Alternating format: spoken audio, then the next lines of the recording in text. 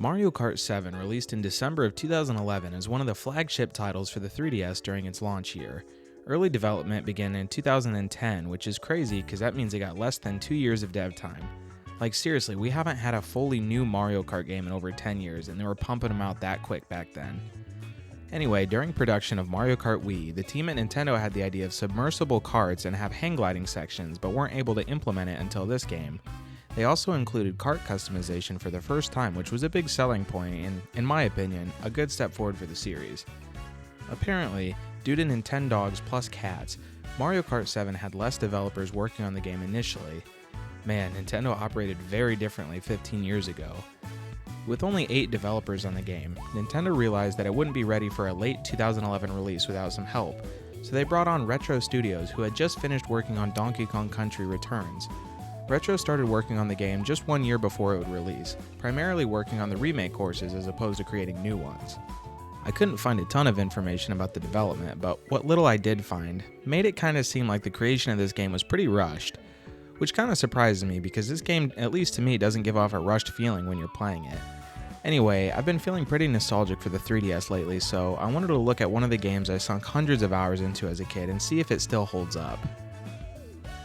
Pretty much every Mario Kart game starts out with a basic course, oftentimes showcasing the new mechanics of the game and just being a traditional track. This game is no exception, and the Mushroom Cup starts with Toad Circuit. The layout is basically a figure 8 but with a few more turns, and it features a giant toad balloon floating in the sky, which is a nice touch. The only new mechanic here is the hang gliding section that is optional, which allows you to drive up a ramp and glide over the bridge you'd normally be passing under. Like I said, this track is nothing crazy, but it's a good introduction to the game. I don't know why, but I've always liked the basic circuit courses in Mario Kart. I can't really explain it, but maybe it's just the simplicity of it that I like so much. But anyway, let's move on. The next course is much more visually diverse. Daisy Hills has you racing through a seemingly European-inspired town with a much more prominent implementation of the gliding feature, as you shoot off a giant ramp, fly over a lake while dodging hot air balloons. This track is really fun to play and looks nice, which is basically all you need to be a successful Mario Kart course. Next, we make our way to Cheep Cheep Lagoon. Almost immediately, we get to experience the other major feature of this game, which is the underwater sections. I remember watching the trailers for this game as a kid and being worried that driving underwater would be sluggish or control weirdly, but my worries were put to rest as soon as I played this track. The theme here is pretty cool because it takes the traditional beach courses that have become standard for Mario Kart and actually lets us drive in the water. There's also a pretty neat section where we get to hang glide out of a cave while avoiding shimmering stalagmites. This track is very good. The Mushroom Cup's last course is a bit of a letdown for me personally. I'm not sure if this is a popular opinion, but Shy Guy Bazaar is one of my least favorite tracks in the game. I'm not even sure why. I think it's a combination of the theming and just a few annoying sections through the markets that you have to drive through. It's weird because it can be fun to play, but I don't know, it's just not really what I think of when I'm talking about Mario Kart. Overall, I'm giving the Mushroom Cup a solid B. The first 3 tracks are classic Mario Kart courses, and it only stumbles with Shy Guy Bazaar, which is just my opinion. I could see a lot of people loving this track, but either way, it's a great introductory cup. Next up is the Flower Cup, which starts off with an absolute banger of a track known as Woohoo Loop. This track takes place on the same island that was used for Wii Sports Resort, which is a crossover I didn't think I needed, but after playing it again, it's sorely missed in Mario Kart 8. Hopefully future entries will revisit this track, but anyway, this is also the first course in this series to feature one long track instead of doing 3 laps on a smaller one. This is a refreshing feature and really shows that even with the short dev time, they were trying to do new things. The track itself has you racing through the same route as Around the Island, which was a mission in Wii Sports Resort. I've always loved this island, and playing it in Mario Kart is just fun, plain and simple. We then get this game's version of Mario Circuit. Similar to the first track in the Mushroom Cup, pretty much every Mario Kart gets a Mario Circuit. These tend to be some of my favorite tracks as they just give off that classic Mario Kart vibe, and this is no exception. As simple as the track is, it looks very nice visually. They use this track a lot in promotional materials, showcasing the cherry blossom trees and gliding towards the castle. Nothing much to say other than this is a solid track. Next we go to Music Park. This has become a fan favorite and I can see why. As you're drifting along the piano keys, it actually changes the music. It's super fun to bounce off the drums and do tricks to the vibrations of the giant music notes as they smash into the ground. There's a lot of turns that require tight drifts, and those tracks tend to be my favorites, so again, this is just a really solid track. Finally, we end the Flower Cup with Rock Mountain. This track is one of the peak designs of this game. It encapsulates everything I'd want in a Mario Kart track. You start by driving through a snaking cliffside cave and ramp off a high jump that has you gliding through pine trees and fallen logs. You'll eventually rocket back up the mountain. What more can I say about this track? It's got a great theme and fun gameplay. It's one of Mario Kart's bests. With that, the Flower Cup is now complete and I rate it an outstanding A+. Every single course here is fun to play. As much as I love Mario Kart, in general, in a cup there's normally at least one track that isn't so great, but this cup just doesn't have that problem. It's probably the cup I come back to the most when I boot up the game for the first time in a while. The Star Cup starts off with a course called Piranha Plant Slide. I want to like this track more than I do. I mean, it's not bad by any means, it's just kinda underwhelming for me, and I can't really pinpoint why. It kinda has all the staples for a good track, but for me, I don't know. I do like that it has a good mix between the water and hang gliding sections, and thanks to the 3DS's visuals, it looks pretty decent. But yeah, I'd say this one is just kinda average.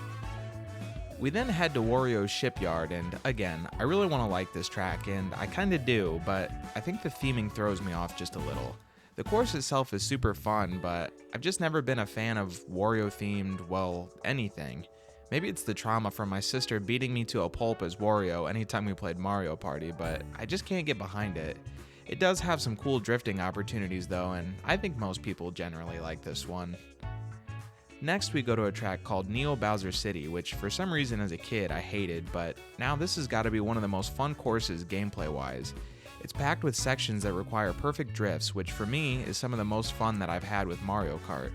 The theme is also insanely cool, as it takes place in an alternate universe where Bowser is victorious over Mario and turns the Mushroom Kingdom into a dystopian metropolis. I remember looking at this track as a kid and thinking it was hinting at the next mainline Mario game, which would have been crazy. Finally, we get one of the best tracks in the game, Maka Woohoo. I think I'm saying that right, but anyway. If Woohoo Loop was peak, this course is triple peak.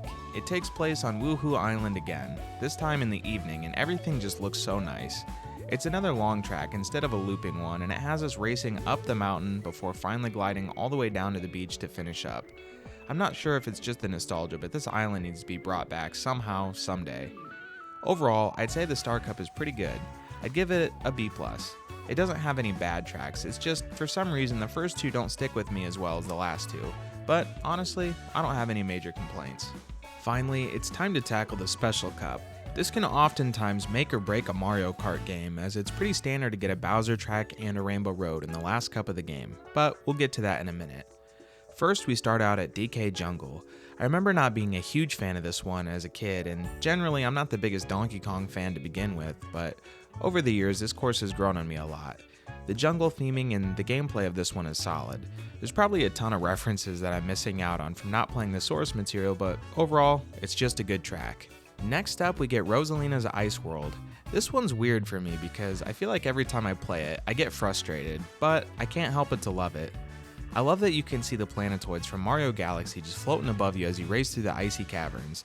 The underwater section just looks really nice with the icy landscapes in the background. Anything that involves Mario Galaxy always gets bonus points from me. I remember as a kid, I thought that since the 3DS could run this style of graphics, that it would be possible to run Mario Galaxy and that a port was probably on its way. I miss the optimism I had as a kid sometimes. Overall, this is a decent course. We then go to Bowser's Castle. Like I said, if Bowser's Castle and Rainbow Road aren't good, it's a bad look for the game as a whole in my opinion. Thankfully, I like this rendition of Bowser's Castle quite a bit. My favorite part is that when you're underwater, you can see lava geysers shooting out of the ground and it just looks nice. The track design is pretty decent, and I'm guessing most people like this one. It's not my favorite version of the track, but it's not bad by any means. Lastly, and arguably more importantly, is Rainbow Road. I'm happy to say that this one is a big hit, at least for me. They chose to make this a long track similar to the Woohoo Island courses, and not only that, but it has us riding on the rings of planets, drifting through craters, and flying through space. I'm honestly trying to think of a Rainbow Road that can top this one, but I don't think I can. I remember how disappointed I was with Rainbow Road and Mario Kart 8, so going back to this one and seeing that it's held up extremely well makes me happy. The Special Cup ends the game strong, and I'll give it an A. I don't like it more than the Flower Cup, but damn does it come close. There's something special about the release of a new Mario Kart game, and as a kid I would spend hours and hours just grinding out all the cups on all the difficulties, and it's always a relief when a game like Mario Kart 7 comes along and when you're playing you think to yourself, yep, Nintendo did it again. I originally wanted to come back and evaluate how well this game held up nearly 14 years later, and I'm happy to say it's genuinely still really good. It's nowhere near as smooth as Mario Kart 8, but I don't need it to be. I miss the simplicity of having the 3DS fit in my pocket and having the ability to take it anywhere and get into matches with friends or randoms online. But anyway, before I get stuck going down memory lane, we still have 4 cups to look at. The Shell, Banana, Leaf, and Lightning Cup all consist of remake courses. I won't go into every track in detail, but for a lot of people, myself included, the remake courses are just as exciting as the new ones. Now this game predates the full makeover that remake courses ended up getting in Mario Kart 8, but they still do a decent job here trying to spice up some of the tracks. They added gliding and underwater sections wherever they could, and admittedly, it doesn't add that much value to the cups, but it's better than nothing and it shows some effort was put forth. It's always cool to come back to this game and play the Wii and GameCube courses on a handheld device. The N64 tracks are as fun as ever, but they're just a little stale, as a lot of them already show up in the DS and Wii games. And lastly, the SNES courses sadly aren't very interesting despite the added features, but it's not like they're terrible, just kinda forgettable. Overall, this is one of the greatest things to have ever been added to Mario Kart, as it basically doubles the value of the game. After all, who doesn't want to play Coconut Mall on the go? There's one last thing I want to talk about before we wrap things up, the battle mode. The game that came out after this one actually fumbled the battle mode pretty badly, which has been a staple of the series for a while. So it'll be interesting to check it out here, as I haven't played it for at least 10 years. There's 2 options for Mario Kart 7, Balloon Battle and Coin Runners. Balloon Battle is as classic as it gets, where you drive around the battle stages trying not to get hit as you sling items towards your opponents. The battle stages here consist of 3 remake maps and 3 new ones, but I don't think it's going to surprise anyone to say that Woohoo Town is by far my favorite. Balloon Battle is about as fun as it is chaotic. Some of the best times of my childhood involved exploring these maps with friends on late summer nights. It kinda makes me sad that the online services for the 3DS are now shut down, because playing against the computers just isn't the same.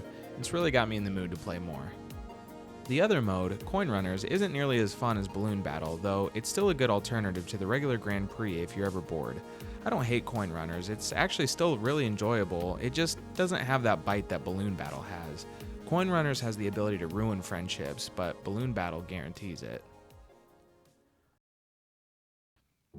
I was feeling pretty nostalgic for this time of my life. The time I spent playing the 3DS and its great library of games will always be some of my best years spent playing video games. I wanted to look back at Mario Kart 7 to see if it held up and was truly a shining entry in the franchise, and for the most part, it is. Admittedly, it was more rough around the edges than I had remembered, but I tried to take those rose-colored glasses off while replaying this game, and you know what? It's still easily one of my favorites. Sure, it didn't have the boss fights like Mario Kart DS, which is sorely missing, but given its development time, I'm honestly amazed they pulled off so many improvements in what little time they were given. They basically could have just made a standard Mario Kart game and everyone would have been happy, but they utilized their workforce to the best of their ability to innovate and push the series forward.